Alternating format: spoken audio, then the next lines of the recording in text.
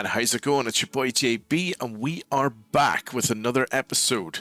The Old Man Road to Glory tonight. Actually, we're going to start off with our Rivals rewards this time. We did play Rivals last week. This video really is going to be about that journey. I do have some gameplay to share, but obviously I'll post-com because I want to run you through what changes we've made. We'll also look at the team, look at the new tactics. But I have to say, I am enjoying this game again, which is great. But without further ado, we did get 5 wins, took us up to Division 8. Haven't been out of Division 8 in weeks now, or at least out of Division 9 in weeks. So we get 5 straight wins, as I'll go through in more detail. But hey, let's get started. See if we can get anything decent out of these. I'll take fodder, of course. I'm not expecting to get a massive amount out of this as it stands, but we will take Jonathan Tah for definite. And let's see what we've got in the packs of a 2x80 and a 10x75. 2x80 first. It's going to be Zobbo. It's the Bosley coming out hot. Looking fantastic. Delighted to get him back into the club again. This is tradable, so we'll just take the coins really for that. We did get 5,500 coins as well. On top of that, we do get a 10x75. That is a walkout, which is lovely. Center mid. Ooh, is this going to be Barella? I think it might be, you know.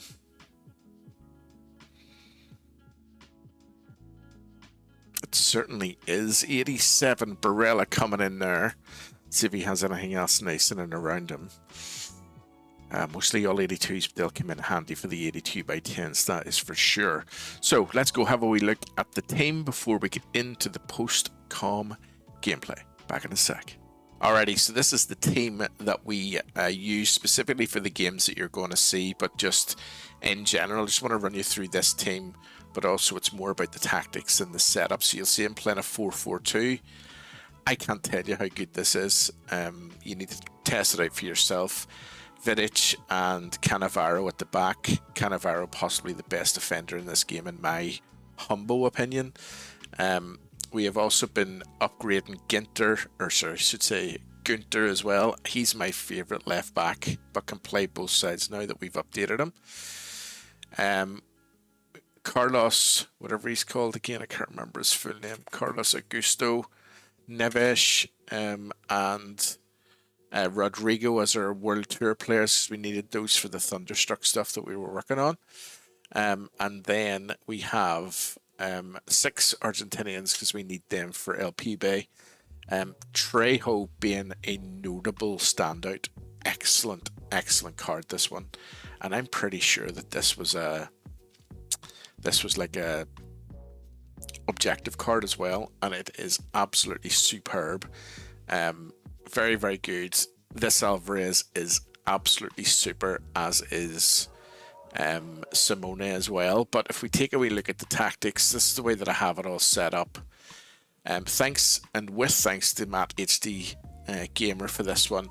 I saw it on one of his streams one day and I just thought, you know, I'm going to have a wee go at this because I was really lost for a while on what I was going to do.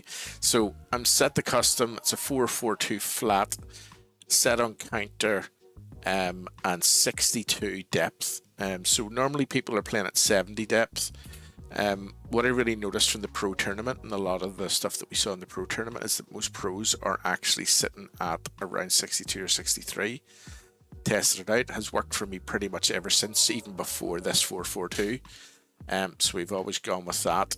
Players and roles, so we have 2 advanced forwards, 2 box to box, and because of the way that because they're set on balanced rather than build up or anything like that, they will get back and forwards really, really quickly. I have Ojeda and Rodrigo on inside forward balanced again, to cover the wing but also get inside whenever we need them. And obviously the usual fullback balanced on both sides, so not fullback defend.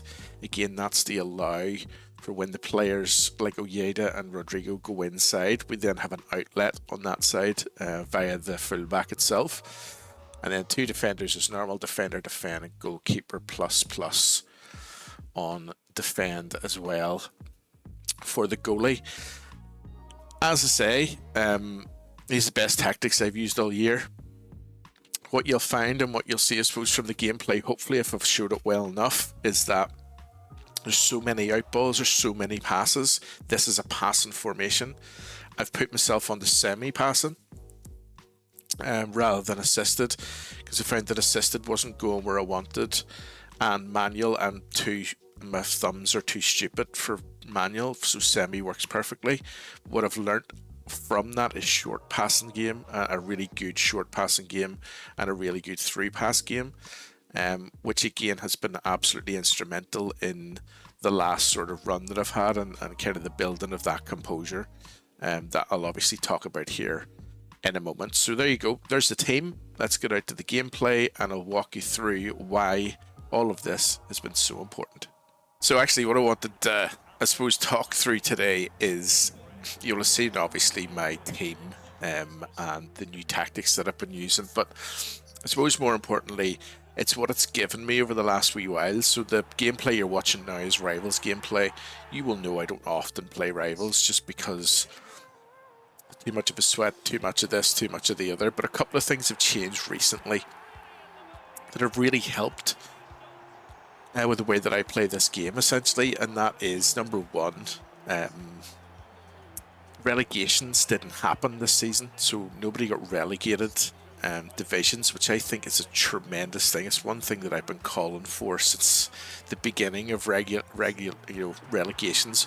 What's the point of having limited relegation checkpoints if you're just going to relegate everybody every season, right? So that being said means that the player base thins out into the appropriate herd, as it were. So you're actually playing people generally of your own standard. Not all the time, of course, because there's still those little idiots that keep themselves in lower divisions in order to get easy rewards. But ultimately, it just means for people like me, who isn't like a Division 5 or a Division 4 or maybe a Division 1 player, still gets the opportunity to compete, I suppose.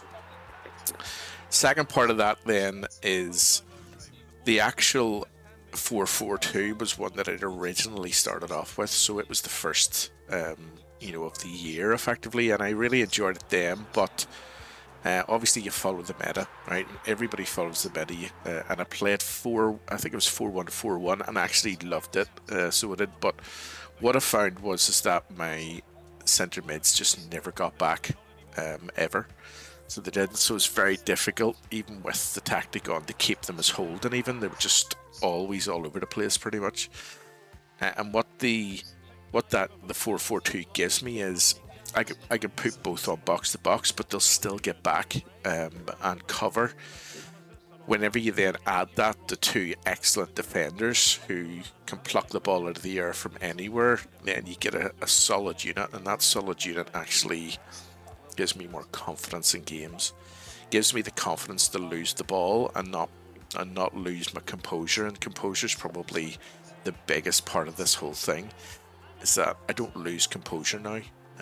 I play and continue to play because I know with the team that I have and the setup that I've got at this point in time, I can get back into games and not worry about not getting back into games. So this, as I say, this gameplay you're seeing now is a part of a 5-game run where I won every game, pretty much. And I won every game because I didn't stress out. I didn't lose my temper.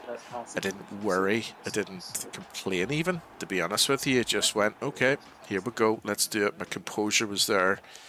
I've learned to slow down my play. I've learned to recycle backwards. All of these things that we've been picking up through squad battles, I'm now able to apply the kind of live gameplay, and very much the same as that last night. I was playing one of those Evo tournaments.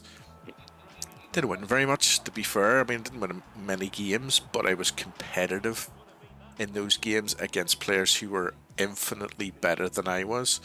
And I am telling you, it's down to obviously the practice that I've put in, but it's definitely down to the team that I have and I've been using.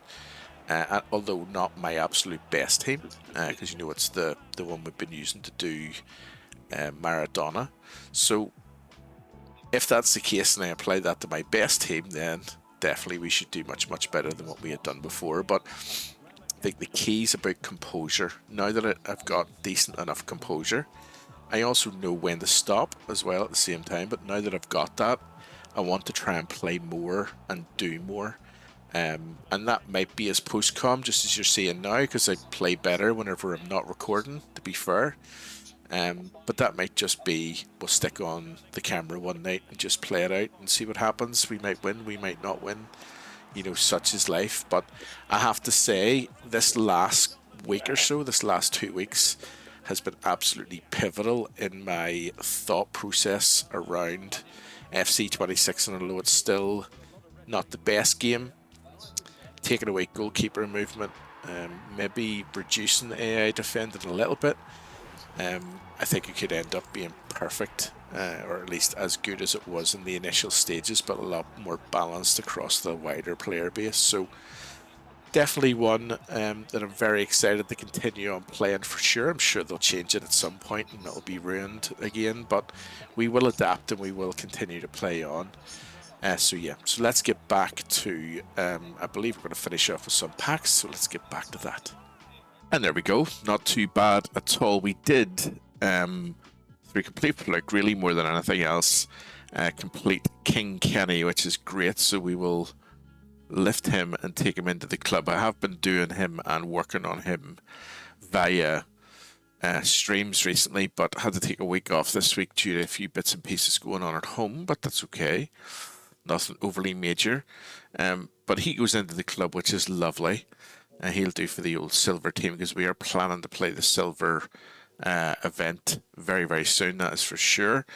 We do have a load of packs. This is the last of the packs that we have to open for Thunderstruck. So I think we should get them done and see what we can get our hands on before we go into Yuga Benito, which is the new program from EA, which is all related to 5-star skills. Let's lock in.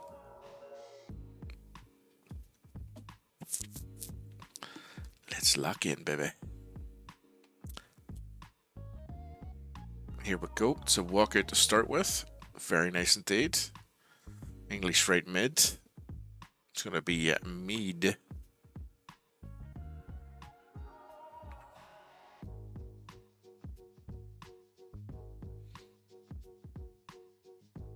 Lovely. Very nice indeed. Got them all.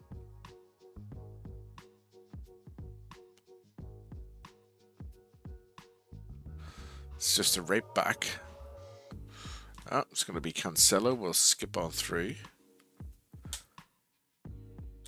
Throw that on in. Oh, last one, just a centre mid.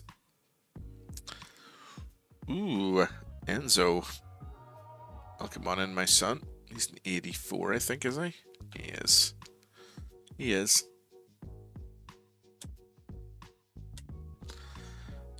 Let's see. Centre back. Ooh. It's Bremer. It's very rare to see him.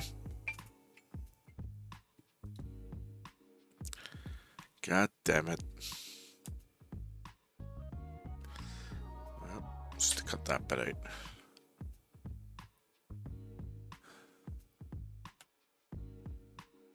Here we go.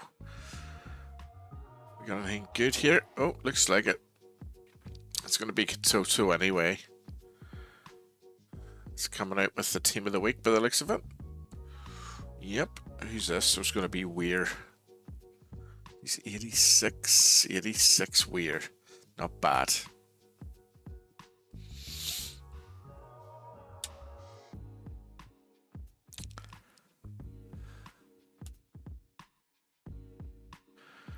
The goalkeeper this time. It's going to be Emi Martinez. Emi Martinez. The other ones can go in, and last but not least, let's go. It is a walkout, and it looks like it's a team of the week walkout as well.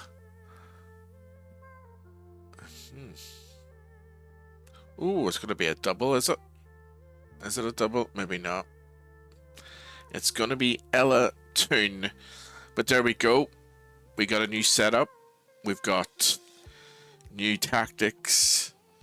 We're loving the fact that goalkeeper movement has gone from the game. But hey, I'm your boy JB. Don't forget to like and subscribe if you're new. See you all again very, very soon.